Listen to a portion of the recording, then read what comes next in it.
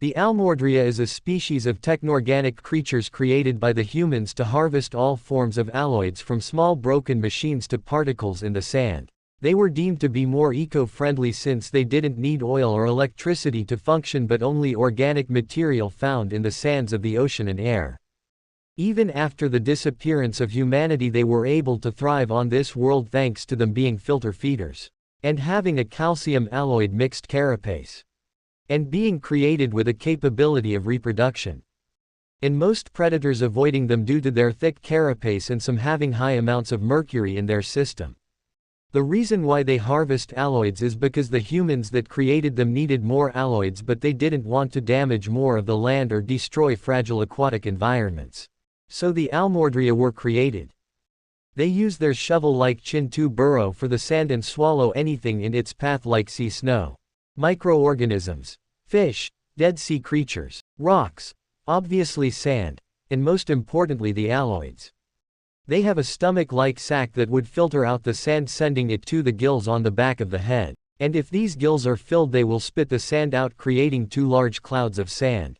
The rocks and all organic material will be sent to the actual stomach, while the alloys are transferred throughout the body. But if there are any excess alloys, they will be transferred to an organ that's called the pearl sac. Like the name suggests, the alloys are gathered together, creating a 4 feet tall, 4 feet wide ball made of random alloys. It's rarely organized. Strangely, lead is rarely in these pearls or even in the exoskeleton of the Almordreas. Their body strangely deems lead as an excess material, so their waste is primarily made from lead and rocks and some organic material that they couldn't digest. Once these pearls are finished being created, they will be spat out from a primitive jaw on the top of their heads. This would have been used in conjunction of a giant tube that would be linked to their head thanks to organic magnets next to the primitive jaws. This tube would have transferred the alloyed pearls to be melted down and built into something new like a robot or a vehicle and more.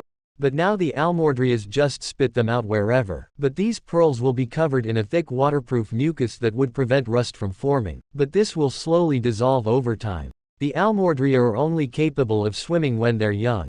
They will slowly lose this ability the more they grow and their exoskeleton grows stronger.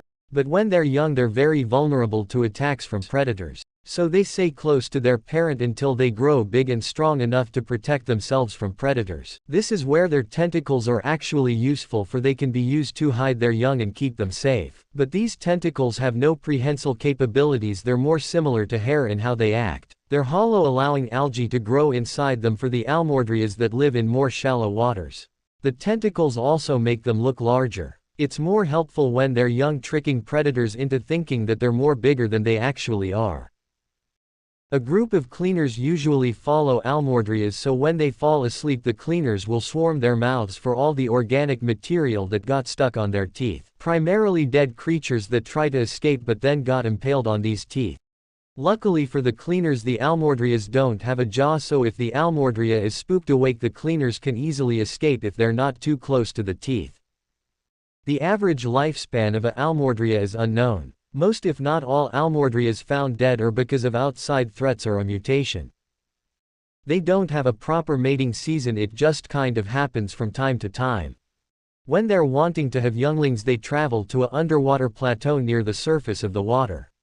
This strange island is formed in a way that most aquatic creatures can't get in, except for the Almordreas and smaller creatures if they're desperate, thanks to their capability of holding their breath while traveling to the breeding grounds.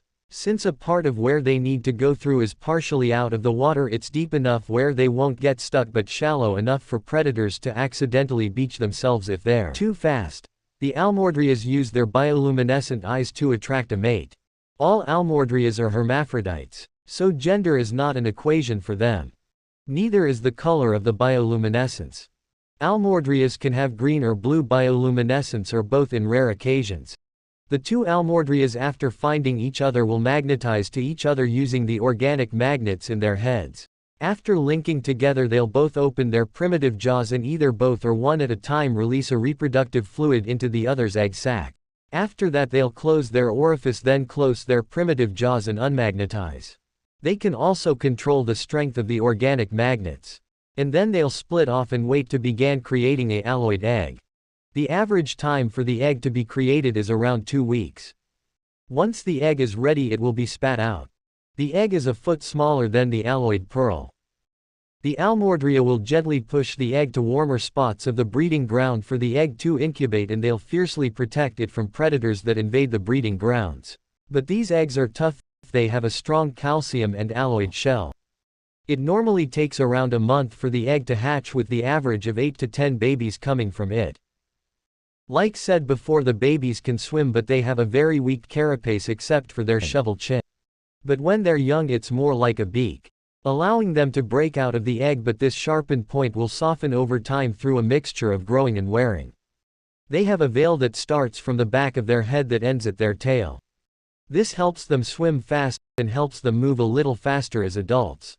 The babies are also called valids. And the babies can use the sand as a smoke screen to blind predators for a period of time. The valids stick with their parents for 2 years before splitting ways. They have some intelligence, like recognizing objects and people and even past mates, even though they didn't have much time together. Some Almordreas have micro-ecosystems on them. The reason why they were given 6 eyes is because it's to help their depth perception. And they were originally given bioluminescence to help the humans to find them if the trackers were broken or if they needed medical aid. They also have bioluminescent blood for the same reason. It causes all of their flesh to naturally glow. And they make sounds by forcing air through their back head gills, but this was primarily used to intimidate creatures that threatened them. But it was mostly teens and younglings that did this. The fully grown adults had no reason to do this unless they're protecting their young from predators. They would purposely spit out sand to make themselves look more threatening. And sometimes vaguely resembling a hooded snake with a short tail.